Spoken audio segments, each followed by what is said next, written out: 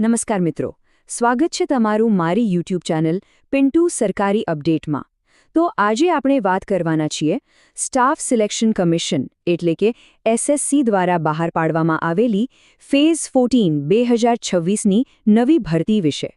ચાલો આ જાહેરાતની બધી જ મહત્વની વિગતોને એકદમ સરળ ભાષામાં સમજીએ. તો ચાલો સીધા મુદ્દા પર આવીએ. આ જે તક છે ને એ ભારતની સૌથી મોટી સરકારી ભરતી એજન્સીઓમાંથી એક એટલે કે એસએસસી તરફથી આવી છે. અને સાચું કહું ને તો ઘણા બધા લોકો આની જ રાહ જોઈ રહ્યા હતા. અને આંકડો જુઓ, 3000થી પણ વધારે. આ એક જ ભરતીમાં 3000થી વધુ સરકારી નોકરીઓ માટે જગ્યાઓ ખાલી પડી છે. આ ખરેખર બહુ મોટો આંકડો છે જે દેશભરના ઉમેદવારો માટે ઘણી બધી તકો લઈને આવ્યો છે. હવે આખી નોટિફિકેશનને બરાબર સમજવા માટે આપણે એને 5 અલગ-અલગ ભાગમાં વહેંચી દીધી છે.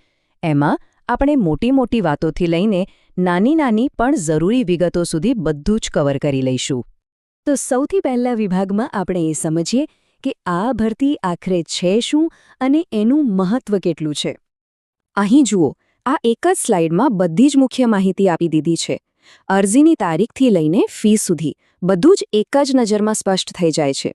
આનાથી આખી ભરતી પ્રક્રિયાનો એકદમ સચોટ ખ્યાલ આવી જાય છે. તો ઘણાને સવાલ થતો હશે કે આ સિલેક્શન પોસ્ટ્સ એટલે શું? જુઓ, આ કોઈ એક સ્પેસિફિક પોસ્ટ માટેની ભરતી નથી, પણ આમાં તો સરકારના અલગ-અલગ વિભાગો અને મંત્રાલયોમાં જે પણ જગ્યાઓ ખાલી હોય ને એ બધી જ આવી જાય છે. મતલબ કે અલગ-અલગ લાયકાત અને રસ ધરાવતા લોકો માટે અહીં કંઈક ને કંઈક તો છે જ. ચાલો હવે સૌથી અગત્યની વાત પર આવીએ. અરજી કરવાની તારીખો. આ તારીખો બહુ જ મહત્વની છે, એટલે ખાસ ધ્યાનથી સાંભળજો. આ રહી એ તારીખો જેની કેલેન્ડરમાં અત્યારે જ માર્ક કરી લેવાની છે. અરજી ક્યારે શરૂ થશે, છેલ્લી તારીખ કઈ છે અને પરીક્ષા ક્યારે લેવાઈ શકે છે, બધું જ અહીં આપેલું છે. આ તારીખો ભૂલતા નહીં. તો જેમ આપણે વાત કરી કે 3000 કરતાં પણ વધુ જગ્યાઓ છે, તો સવાલ એ થાય કે આમાં કયા પ્રકારની નોકરીઓ છે. ચાલો એના પર એક નજર નાખીએ. અને સારી વાત એ છે કે આ તક બધા માટે છે. ભલે કોઈએ ફક્ત 10મું ધોરણ પાસ કર્યું હોય, 12મું ધોરણ પાસ કર્યું હોય કે પછી ગ્રેજ્યુએશન કર્યું હોય, ત્રણેય લેવલ માટે અલગ-અલગ પોસ્ટ્સ ઉપલબ્ધ છે. અહીં તમે ખાલી એક ઉદાહરણ જોઈ શકો છો કે કેવી અલગ-અલગ પોસ્ટ છે. લાઇબ્રેરી અટેન્ડન્ટથી લઈને જુનિયર એન્જિનિયર સુધી. આવી તો સેંકડો અલગ-અલગ પ્રકારની પોસ્ટ છે જેમાં ટેકનિકલ અને એડમિનિસ્ટ્રેટિવ બધી જ ભૂમિકાઓનો સમાવેશ થાય છે. પણ એક વાત યાદ રાખજો, આ તો ખાલી એક ઝલક છે. બધી જ 382 કરતાં પણ વધુ પોસ્ટ્સની સંપૂર્ણ અને વિગતવાર માહિતી માટે તમારે એસએસસીની ઓફિશિયલ વેબસાઇટ પર જ જવું પડશે. ત્યાં દરેક પોસ્ટની લાયકાત અને બીજી બધી માહિતી મળી જશે. ચાલો હવે પ્રેક્ટિકલ વાત કરીએ કે આ પોસ્ટ્સ માટે અરજી કઈ રીતે કરવાની છે. ચાલો એ આખી પ્રોસેસને સમજી લઈએ.